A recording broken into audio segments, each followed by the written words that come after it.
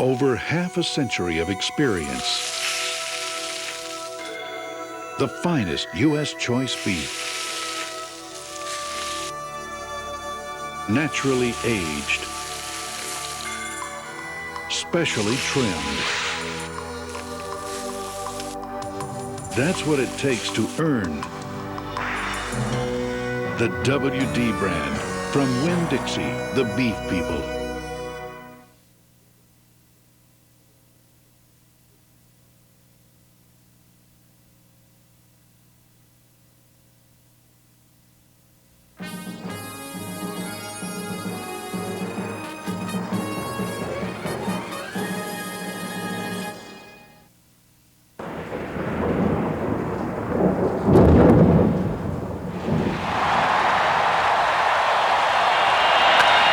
The Twins are going to win the World Series.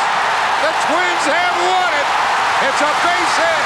It's a 1-0 10-inning victory. Yeah, it's disappointing to end this way, but I think it won't take long for you to realize that you had a great season. You played to your fullest. Like I was saying before, I think each and every guy in this ball club is going to be able to walk home this offseason, look themselves in the mirror, and they're going to say, hey, I gave it everything I had, and you got to be happy with that.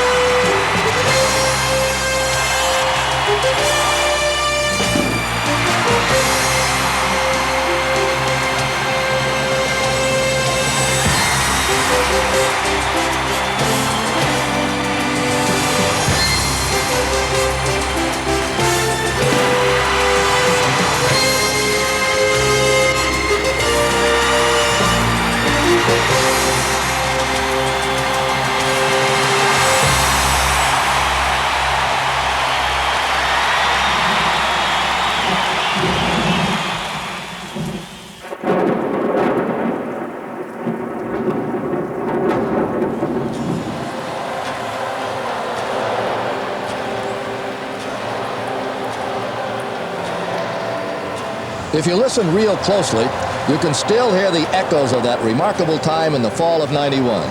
The chants, the cheers, the deep breaths we all took, knowing we would probably never again experience anything quite like that. Hi, I'm Ernie Johnson. In 1991, the Braves went from worst to first and right into the World Series. In fact, it was one of the best World Series ever played. Before the season started, the experts picked the Braves for 5th or 6th. In '92, they finally started making their move toward first place. The only difference, this year, everyone expected them to win. Okay, let's get it on. Yeah, we're back. They had become a constellation, these brilliant boys of summer.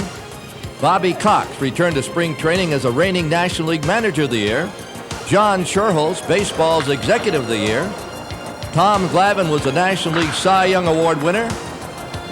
And Terry Pendleton, the league's most valuable player. Indeed, why stop here? Surely impossible for Glavine and Pendleton to repeat. That would be too much to ask. But there were other stars, so young, so talented, and so set. And the rest of the Western Division knew that. While the Braves kept their roster virtually intact, the Reds added Tim Belcher, Greg Swindell, Vip Roberts, and Dave Martinez. The Dodgers traded for Eric Davis. The Padres acquired Randy Myers and Gary Sheffield. And the Giants sent Kevin Mitchell to Seattle for 3 very talented pitchers. All with the idea of unseating these youngsters from Atlanta. Under the glare of the spotlight for the first time ever, the Braves showed training camp signs of cracking. Jeff Treadway and Tommy Gregg both suffered injuries, their seasons to be delayed. David Justice's back continued to give him problems. Otis Nixon was allowed to play in camp, but would continue his drug suspension into the regular season. it would prove worth the wait. All of us asked the same question over and over again. Was it really possible? There hadn't been a team to repeat as National League champions since the Dodgers in '77 and '78. Had this all been really just a dream? 1991 had been great, but the parade was over, wasn't it? Maybe that parade was just getting started. The 1992 Braves looked like they relished the role of defending National League champions as they began the season in Houston with a 2-hit, 9-strikeout victory from Mr. Cy Young himself, Tom Glavine. Oddly enough, his first career win against the Astros. Tom Glavine picking up where he left off last year when he won that Cy Young Award. And picking up in the strikeout department, too. He struck out 192 a year ago. He's got 9 tonight. High fly ball, shallow right field. This should do it. Dave Justice in fair territory. He's got it, and Tommy Glavine has finally beaten the Houston Astros. A 2-hit masterpiece for Glavine, striking out 9. And the Braves have won their season opener. John Smoltz came right back in Game 2 and matched Glavine, and they headed back to Atlanta for their home opener against the Giants. Before the game, the Braves officially celebrated their National League championship. It was a night on which everyone was rewarded for a season no one will ever forget. The rings are for the players to remind them of last year, and for the fans, the pennant goes up the flagpole, the tomahawks are out.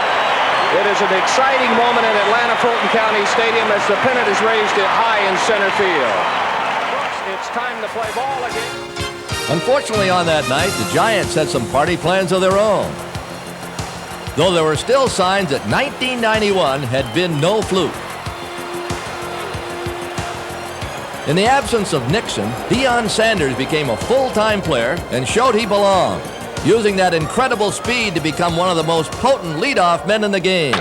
Driven to right center field. O'Neill is back, and it's off the wall again. Sanders at second. He's trying for third, and he's going to be in there with a triple. Deion would lead the National League with 14 triples. Well, it's great because, you could go 0 for 4, 0 for 5 one day, but you got tomorrow. And that other thing, if you get beat by 6, 6 points, touchdown, you got to sit and live with that a week. That's the good point about playing baseball. And how important Deion would be in the early stages. For the second straight season, David Justice had to be put on the disabled list with back problems. April would not be crucial, but it would serve as a strong indicator. All but 3 of the 22 games were against the Western Division, games that potentially could come back to haunt them. And there's nothing more haunting than a loss to the Dodgers anytime. 5 RBIs for Strawberry. And the Dodgers win the ball game. This one hurts. And 12 of those games were on the road. A place my old friends and broadcast partners Skip Carey and Pete Van Weeren know all too well.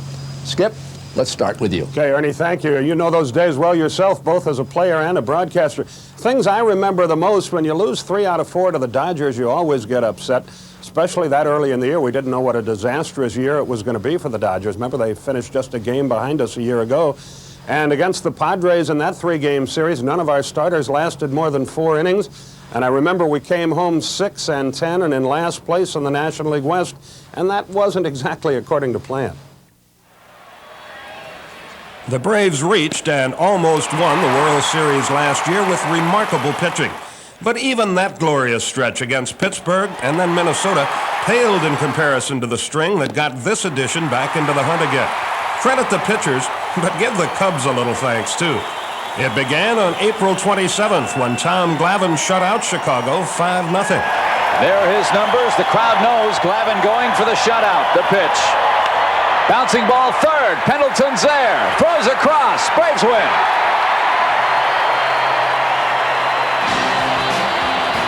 Tom Glavine ties his career record with a 2-hit shutout of the Chicago Cubs. One night later, with some help from Marvin Freeman and Alejandro Pena, Charlie Leibrandt blanked the Cubs 1-0. Bouncing ball to Lemke. He's there. On to first. Braves win. And when Smoltz struck out 9 Cubs the next day for yet another shutout, the pitching staff had set a new franchise record, 4 consecutive scoreless innings, 33 in a row, and they stretched that to 36 before giving up a run. The Braves finished April dead even at 11-11, their best April in 9 years and just a game out of first place behind the Giants. What a roller coaster ride this team was getting ready to take, however. They started downhill in Pittsburgh, leading 3-2 in the 13th. With the 1-1, high fly, and the Braves should win this. Lemke, and Justice, and they let it go! I can't believe it. Either could have caught it.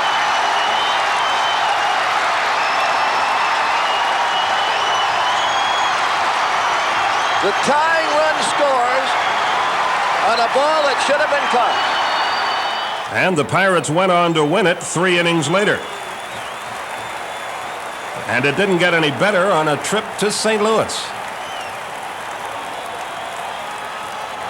The 2-2. There he goes. Swing, line drive, deep toward left. Get on the run. He's at the track, at the wall. That ball is out of here.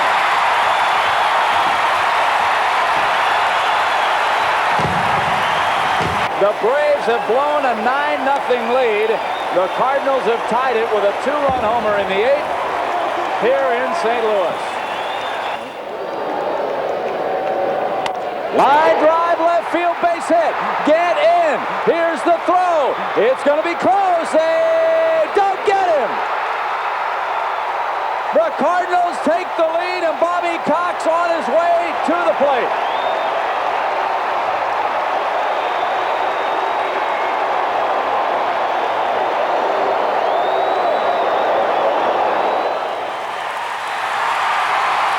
But back up in Montreal when Smoltz set a new Atlanta record with 15 strikeouts, getting Gary Carter in the 9th for the mark. He'd like a deep breath. I don't blame him. 2 for the curve. Is it the pitch? Yes, it is! He struck him out. 15 strikeouts, and the Braves win it 2-1. What a job by John Smoltz. He just set an Atlanta record for strikeouts in 1 game. 15 of them. And what a lift that is for the Braves. Up and down, up and down. 2 nights later, on May 26th, they lose to the Phillies. They fall 7 games under 500. 7 games out of first place. Dead last. It was, fortunately for them, the lowest point of the season. Pitching and timely hitting turned things around. The next night, Tom Glavine won his first of what would be 13 straight. Down 3-2 in the 7th, they would score 7 times over the last 3 innings for their 5th comeback win of the season. Blauser's being waved. The throw to the plate is going to be late. The train picked up steam in Shea Stadium. Terry Pendleton and Sid Bream hit home runs for John Smoltz.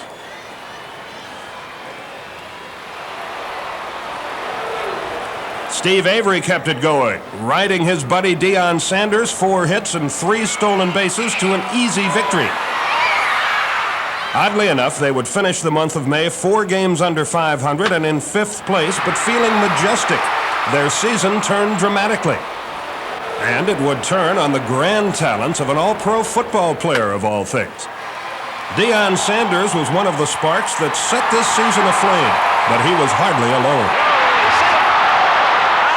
That Mr. Reliable Terry Pendleton has been coming through in time after time after time for the Braves the last 2 years. The 3-1 pitch to Pendleton. Fly ball, deep left field. Duncan back to the wall.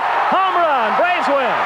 While the offense was delivering the dramatics, the defense was just as spectacular. The payoff pitch on the way. Ground ball hit out to short. Belliard goes to second one. Lemke goes to first. Got him. Double play. Here it is, runner going for third. Struck him out. Throw to third. He is out, and the inning is over. Amalfitano argues about it. Here comes Lasorda, but for the second time, they had struck out into a double play. And shortstop Rafael Belliard, a clutch player in the field and at the plate. They can pull one in the hole, it's over. Up the middle. Braves win. Braves win. How about that? Belliard Braves have done it again. Okay, so don't hit it into the hole. Up the middle is fine. Nothing to it. We had them all the way. Even unexpected power from Otis Nixon. Here comes a 2-2. Driven down the left field line. Bass on the run to the track, to the wall. It's out of here. Otis Nixon has gone deep. A two-run homer by Nixon, and the Braves lead it 3-0. His first home run since August of 1990 against the Padres. John Smoltz was 2-11 a year ago in the first half of the season, but what a turnaround in 1992. Confident, overpowering, on his way to leading the league in strikeouts. Brown starts the cheer. 3-2 offer. Coming. Bouncing ball first. Hunter to his pitcher. Braves win. Smoltz gets a shutout. Braves have won 5 in a row. Smoltz gets a complete game and he strikes out 10. Smoltz would go 10-6 in the first half and make the All-Star team. The roller coaster then was on its way up to the 500 mark for the first time since the 8th of May. 19-6 in June to pull to within 2.5 of the Reds. While Smoltz and Glavine were getting the headlines, Charlie Leibrandt was quietly going about his business, putting together another consistently strong season. The quiet ones always seem to do that. Jeff Blauser is another case in point. On the 4th of July, his fireworks were powerful as well as ironic. Appropriately, this home run was the 1776th home run hit on that date in baseball history.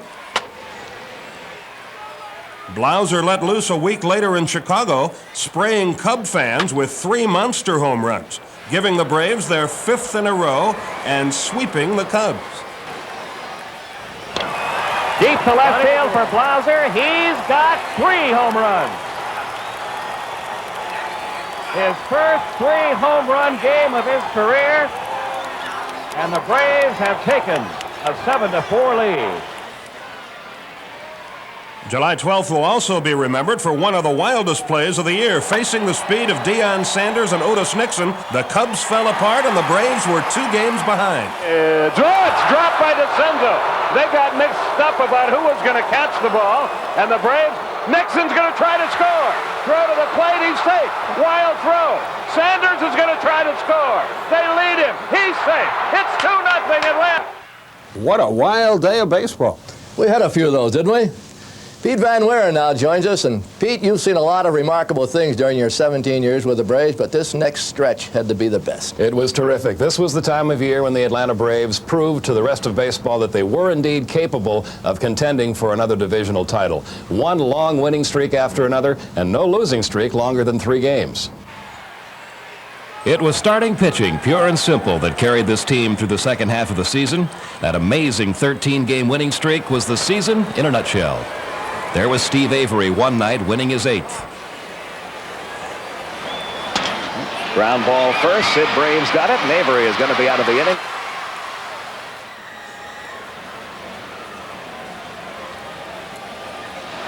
Here's the 1-1 on the way, and there's a line drive into right field. Justice coming on, makes a diving stab at it and caught it.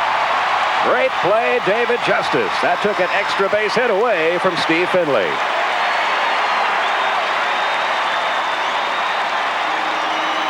And Tom Glavine helping himself at the plate en route to winning his 14th, his 8th in a row. He led the pitching staff with 19 hits, 7 RBIs, a .247 batting average, one of the highest among National League pitchers.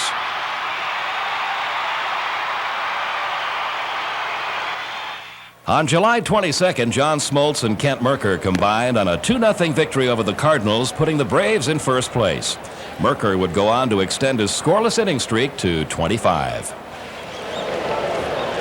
And the 1-2 pitch. Bounce to first. First to second. Back to first. Braves win. Beautifully done by Sid Braves. Belliard returned it, and the Braves have won by a score of 2-0. They're in first place all by themselves. Kent Mercker picks up a save. Smoltz gets a win. And you hate to leave them, don't you? They came home for 6 against the Pirates and Astros, and nothing changed. Glavine won his 15th to make it 12 straight for the Braves. But the following night would perhaps become the signature game for this incredible season. Just ask Pirates outfielder Andy Van Slyke. Nothing to it. Then, clinging to a 1-0 lead in the 9th, with Alejandro Pena on in relief and one man aboard for Van Slyke again. There's a drive, deep right center field. Nixon goes as far as he can go. He caught the ball! He caught the ball! I can't believe it! What a catch by Otis Nixon!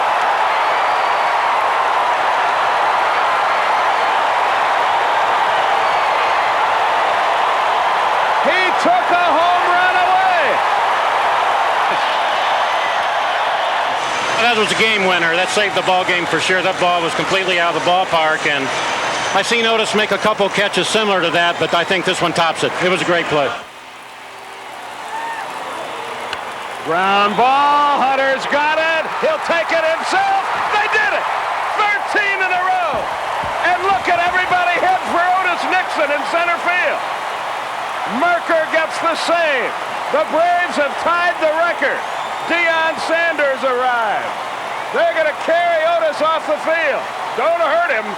Don't hurt him, whatever you do. The catch, as it would forever be known, was almost as important to Otis as it was to the team.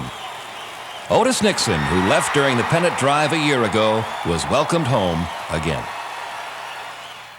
13 wins in a row, followed by 3 straight losses. But the loss that could have hurt the worst came on the mound when 5th starter Mike Bielecki tore ligaments in his pitching arm. Out for the year.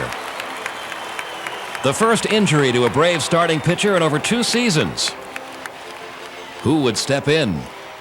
As it turns out, they never missed a beat. They recalled one-time young gun Pete Smith, who had been having a solid season in AAA at Richmond. And he proved he belonged, shutting out the Giants for 8 innings and picking up his first Major League win in 14 months. The Braves would win all 11 of Smith's starts, a remarkable string and one of the keys to the Braves' success. He got him to chase that breaking ball. Pete Smith records his 6th strikeout, and for the 4th time today, the Giants strand a runner at third. On August 4th, the Reds came to town for 3, with the Braves holding a slim half-game lead. The Braves set the tone for that series in the opener.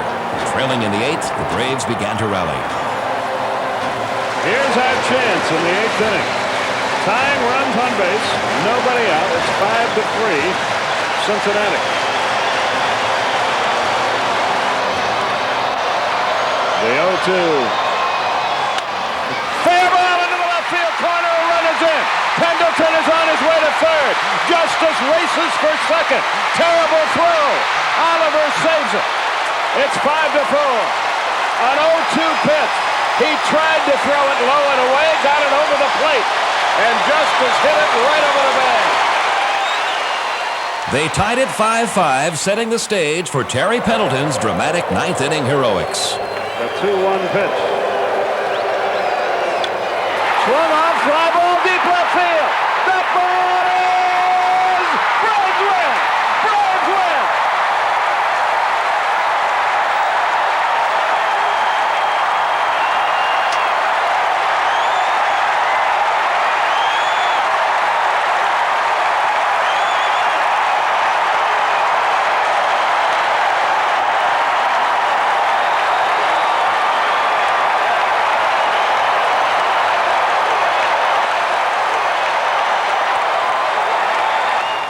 Steve Avery breezed through the second game with some help from David Justice and the center field wall. Fly ball center. Roberts going back, still going, and it's off the wall. 1 in, 2 in. Justice to third, and they're going to hold him there.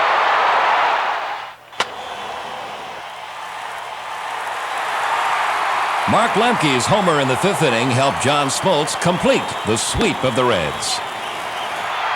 With the curveball.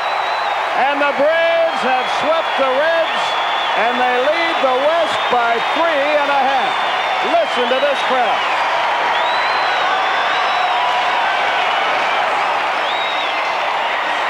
The Reds were beginning to fade. The Braves were beginning to pull away. Or were they? When Bobby Cox finally took a breath, he sensed a new threat on the horizon. And sure enough, the San Diego Padres were creeping closer to the front. And so when they came to Atlanta a week after the Reds, it was just as crucial for both clubs. The Padres with a murderer's row. McGriff. Sheffield. And Jackson. And after pounding Smoltz and the Braves in the opener on August 11th, they were just 5.5 games back. But just as quickly, 2 nights later, when the Braves broke their franchise record for attendance, Damon Berryhill broke the Padres' backs. High in the air, did he get enough of it? Tony Gwynn back to the wall, back to the corner, it is gone, the Braves win.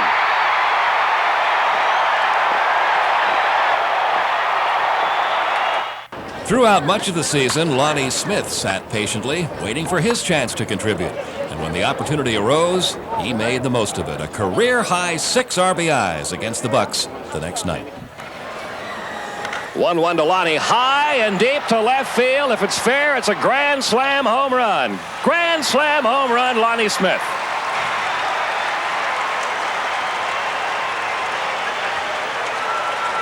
It's 8-0. The Braves' lead in the division was back to a more comfortable distance, 5.5 games over the second-place Reds. While streaks seemed to be commonplace for the team throughout the 1992 season, one of the most impressive individual streaks belonged to Tom Glavine. The remarkable left-hander won 13 in a row, the best string a Braves pitcher had ever put together. And when the streak ended, he stood 19-4 and clearly in control of a second straight Cy Young Award. But while the starters were sterling, going 44-15 over a 3-month span, the bullpen was shaky. When Pena was put on the disabled list with tendonitis, the Braves were looking for a stopper. Here's the 3-1 delivery. Didn't mean to. A little chop toward third. Charging it is Lemke. Throwing on to first. Not in time. Heading home and scoring the winning run. Enter Trader John. The general manager, John Schuerholz, whose 1991 late trade for Pena proved to be so valuable. This time, sending 2 minor leaguers to Boston for all-time Major League save leader Jeff Reardon, who promptly saved 2 of the first 3 games in which he appeared for Atlanta.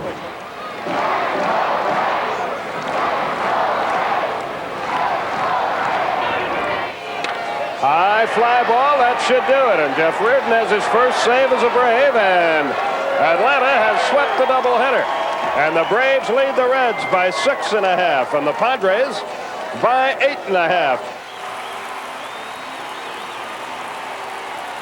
The Braves found more gold in the same mine from which Pete Smith came. Up from Richmond, another nugget in David Need. Combined, Smith and Need would go 10-0 in '92. Double play ball. Is it hit hard enough? Out there. Out there. Pretty good job of pitching by David Need, folks. 6-4, 3 and out. And while the Reds were losing 7 in a row, the Braves were piling up their lead in the West and doing it dramatically. Brian Hunter in the 9th against the Phillies. Let's not be greedy here. A base hit would be good enough. Any base hit to the outfield, a run's got to score. They play so deep. There's a drive deep left field. Way back. Braves win. Braves win.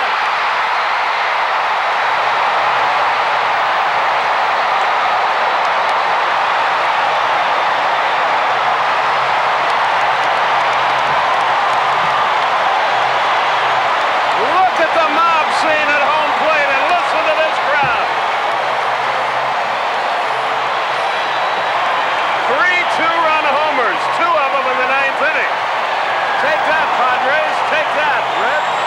The next day, Otis Nixon in the 9th against the Phillies. Fly ball, Braves win. It's a single for Nixon.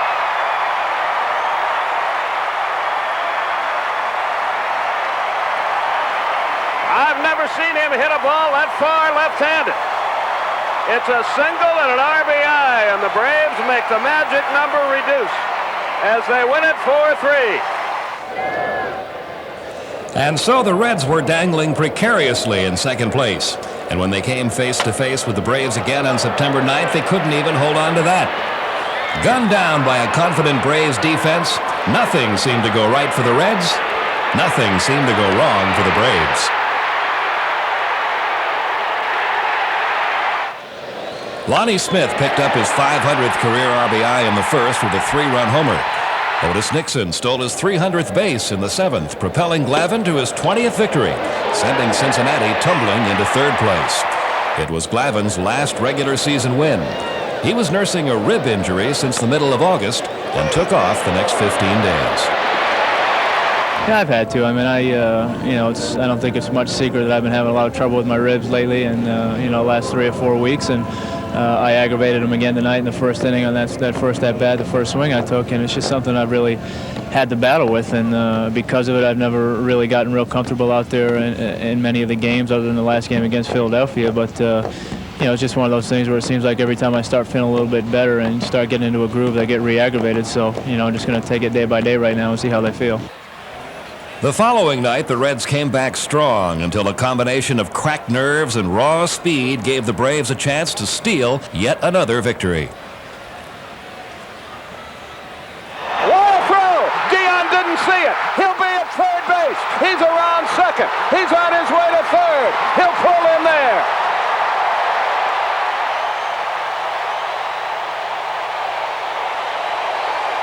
See a Red pitcher throw a ball in the strike zone with 2 strikes.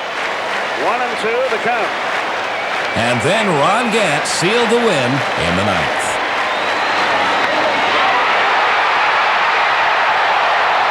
That'll do it, folks. Here comes Dion, and the Braves win it.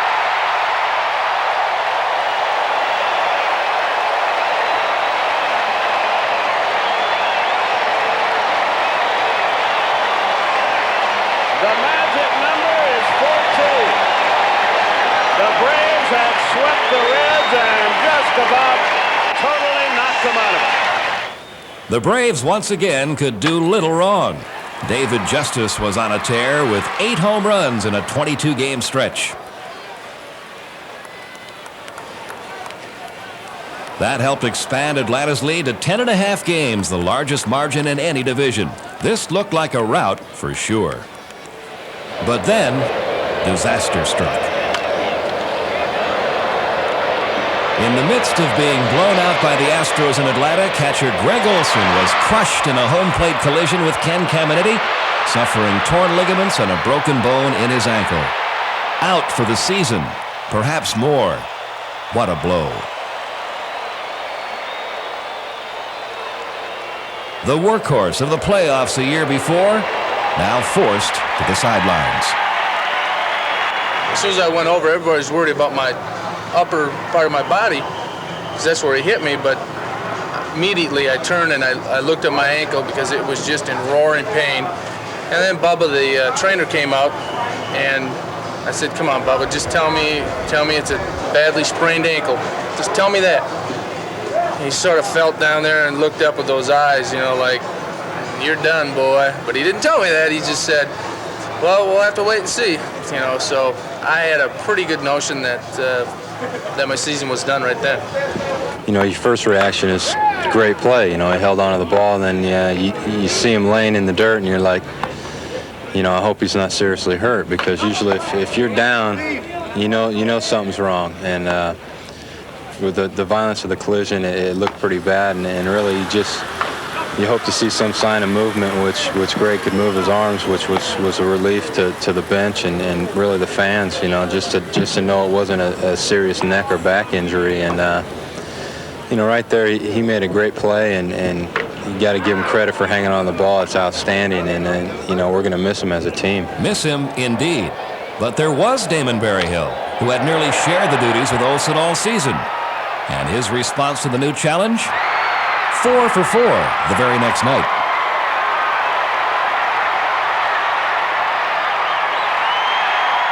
Meanwhile, the race heated up again, and so did Ron Gant.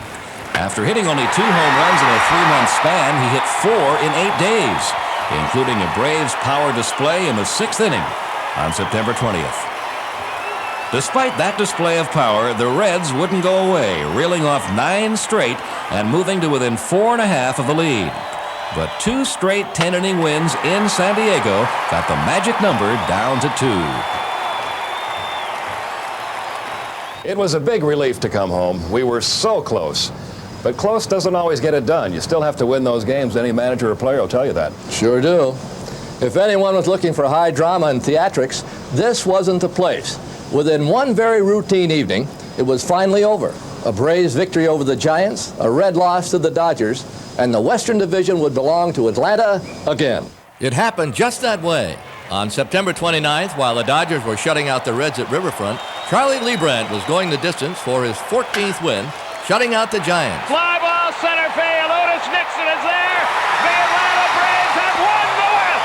Listen to this crowd. Again, the Braves have proved their doubters wrong, repeating as National League West champions. The Braves mob the field. Charlie Leibrandt ran and embraced Terry Pendleton before the ball was caught. Greg Olsen is out there. Somebody carried him out piggyback. I can't say who, but he wanted to share in this. Oh, that's a beautiful gesture. The Braves have done it. The magic number is 0. I thought about it probably from about the 5th or 6th inning on, closing the thing out and being out there for the final out. And the closer it got, the more excited I got. And especially when I got 2 strikes, the fans were getting extra pumped up, and I had to step back. And I was hoping for the strikeout, but heck, an out's an out, and that's the ball game. Charlie's done it all year long, and he's kids overlooked a lot, and you know, no one on this team underestimates the importance of Charlie on the ball club, and you know, if anyone could be out there for the final time, you know, you're kind of happy it's him, and nobody deserves it more. It's just like last year. It's just as sweet this year, and I think you know, I'm just glad we did it a little bit earlier so we can prepare ourselves for Pittsburgh. Yes, it would turn out that they needed that rest, but for the time being, that didn't seem to matter. A few good laughs and a dry towel at times seemed more important. And so, dried off, they played out the string, preparing to meet the Pirates in a rematch of last year's League Championship Series. It had been 14 years since a team had won back-to-back National League West titles. It had also been 14 years since a team had won the National League East 3 consecutive times. The Braves were trying to duplicate the success of their 1991 playoffs, while the Pirates hoped to avoid their 3rd consecutive postseason failure. John Smoltz would start for the Braves in Game 1 against Pirates ace Doug Drabek. Yeah, I was just trying to kill time. It seemed like the day just never would get here, and the time was ticking, and I found myself playing solitaire. I looked up at the clock. I thought it was 10 to 8. It was 10 to 7. And I said, man, what time does this game start? And just the anticipation's the hardest part for me. Once I throw the first pitch, everything's downhill. Downhill for the Pittsburgh Pirates. Smoltz won 8 strong innings, extending the Pirates' postseason scoreless streak to 29 innings, a National League Championship record. I feel great. I'm going to root my butt off the next 2 days, and you know I'm pitching Game 4, and hopefully that's the last game I pitch this series. But if not, I'll be ready Game 7. Confidence was building on and off the field, and it was good reason. Game 2 was a rout. The Braves pounded the Pirates 13-5 on the strength of 10 two-out RBIs, including Ron Gant's first career grand slam. Those guys had a chance to come back. I mean, they've done it before and almost beaten us before when we had a lead. So, you know, I think when I hit it, I think it took a lot out of them, and I think it was a big blow.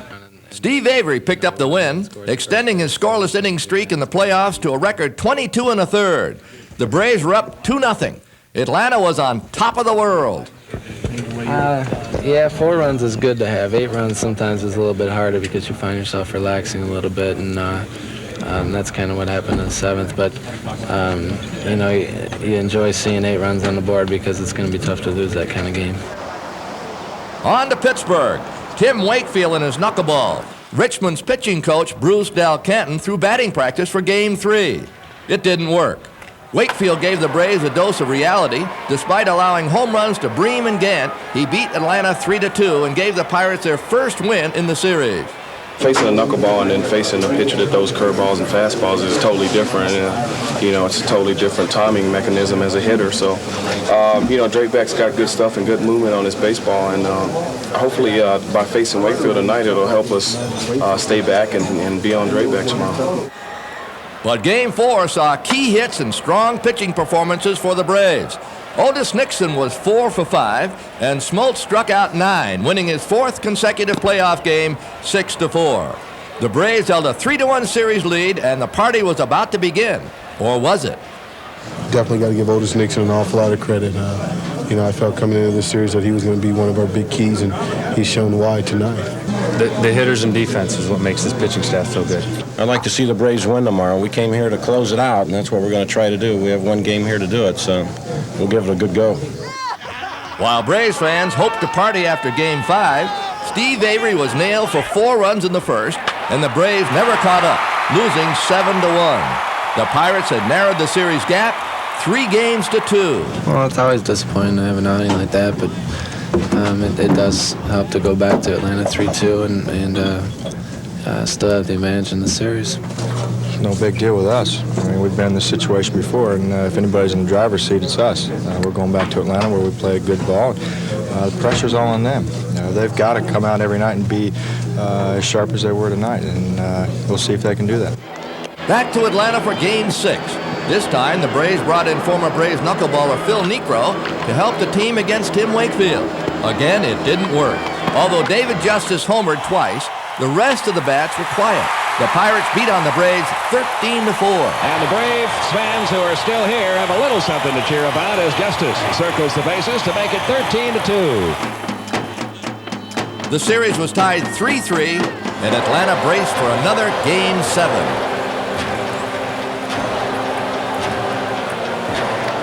The Pirates, who had lost the previous 2 league championship series, seemed to be finally on their way to the World Series, taking a 2-run lead into the bottom of the 9th.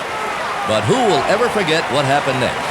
After pinch hitter Brian Hunter popped up, Bobby Cox used his last out and the last hope on Francisco Cabrera.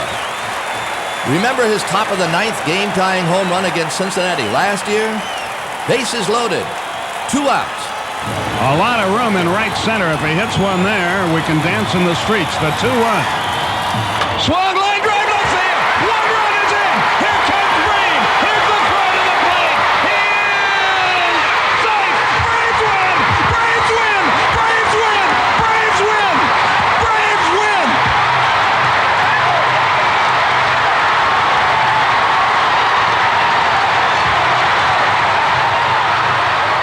Unbelievably, 22 of the Braves' 32 RBIs in the series came with 2 outs.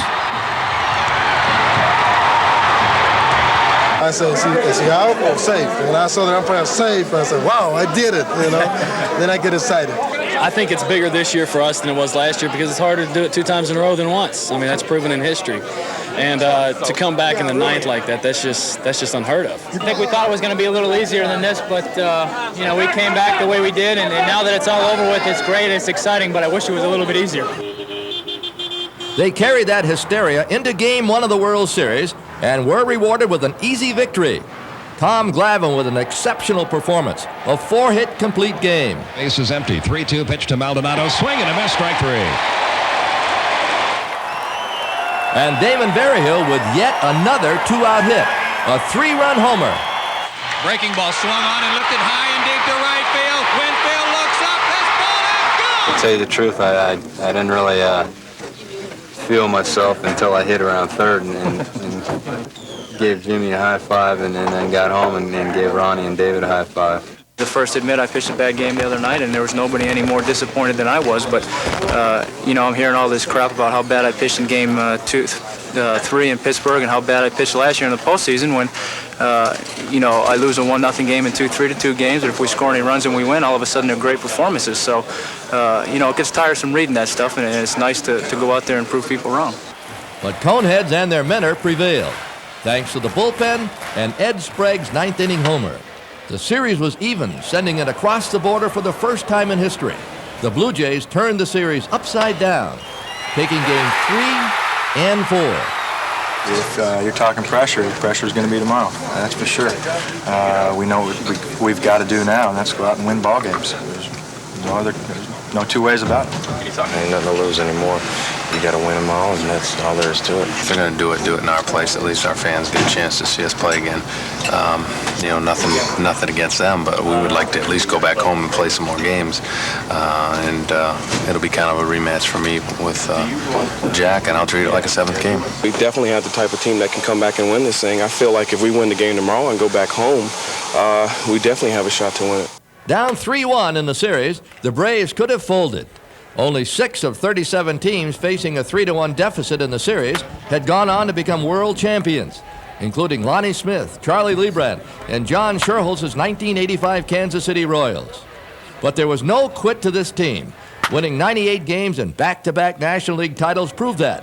They roared out of the box and sent the series back to Atlanta with a barrage of hitting, including a grand slam from Lonnie Smith, the first by a National League player in a World Series since 1964. A grand slam home run for Lonnie Smith. It is 7-2 Atlanta. Take a ride on that one. Bobby Cox's professional hitter had come through again. His 4th homer in his last 9 games of the Fall Classic. For me, it's very tough to pull him. And most of the time, I just try to hit the ball hard. And when he gets it out over the plate, or a little further out, I try to go that way. So it was out over the plate, so I just tried to drive it. He can still hit, he can still play. During the season, he's not one of our everyday players, so you don't get a chance to see that. But anytime we insert Lonnie in the lineup, we know we're getting a very good Major League Baseball player and a hitter, a pure hitter. Back in Atlanta for Game 6, again the Braves had to battle back. Down 2-1 in the 9th, Otis Nixon's game-tying hit sent it to extra innings. There was still hope. However, in the 11th, the Jays took a 4-2 lead. Could the Braves come back just one more time? Nixon gets the bunt down the first base side, picked up by Timlin, throws to first in time, and the Toronto Blue Jays have held on to defeat the Atlanta Braves and become world champions of 1992. Suddenly, like the final note of a tragic opera, full of bravado and grand lyric, it was over for the Braves. So you learn how to win and you learn how to lose like a man. And, when the other man beats you, you tip your hat to him and you come back and try to do it again next year. For us to come in here and win the pennant 2 years in a row is quite an accomplishment, and I think we have to reflect on that instead of the negative parts. I'll be honest with you. We're going to be picked as probably 2nd, 3rd again next year, and that's fine. We were picked as underdogs all year, and just when we thought we had the best team, everybody kept picking somebody else. So we've been proving people wrong, and we enjoy doing that, and I think that's the same thing is going to happen next year. We didn't win the thing, and I showed up this spring training in '92 to win this thing. We didn't get the job done last year, and we didn't get it done again this year. So we've got to come back next year with something else on our minds, and that's get the job done and get it done right. Wow, so close again. Pete, you've got to have some special memories. I'll always remember this season just because of the images. Tom Glavine winning 20 again, the day-in, day-out brilliance of Terry Pendleton, and then the individual games, Otis's catch, Cabrera's hit, the Lonnie Smith grand slam in the World Series. So many different contributors to such a successful season. And Skip, what comes to mind to you? The first thing I always think about and always will think about when I think of the 1992 Atlanta Braves is bullpen coach Ned Yost carrying Greg Olson on his back out to the field to join in the celebration on the 29th of September when the Braves clinched the Western Division. That little piggyback ride to me summed up the togetherness of this team, and it's an image that I will never forget as long as I live. A super year, and we have one more celebration.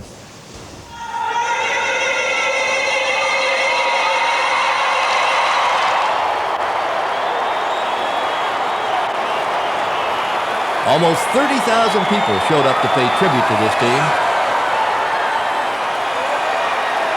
3 days after the season ended.